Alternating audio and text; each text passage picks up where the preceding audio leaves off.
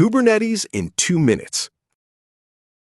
Let's start with the pod, the smallest unit in Kubernetes. A pod contains one or more containers.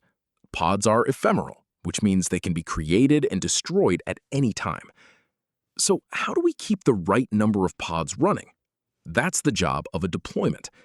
Deployments make sure your desired number of pods are always up, and they handle rolling updates, rollbacks, and scaling, all while keeping your application available. But here's the thing. Since pods can disappear at any moment, where does your data go? To store data, pods use persistent volume claims to request storage, and persistent volumes provided. This neatly separates how storage is provided from how it's consumed. These volumes can be set up manually by administrators or automatically using storage classes.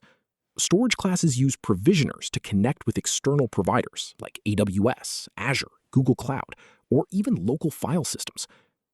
Now, a real cluster usually has many deployments, each doing its own job. For example, back-end pods might serve front-end pods, so they need to communicate. But since deployments create and destroy pods dynamically, the front end can't reliably keep track of back-end pod IPs. That's where services come in.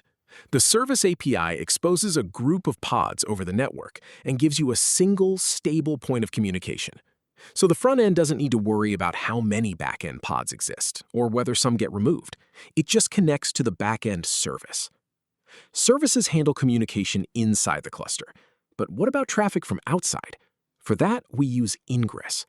Ingress exposes HTTP and HTTPS routes from outside the cluster to services inside, using rules to control how traffic is routed. It also provides load balancing, SSL termination, and name-based virtual hosting.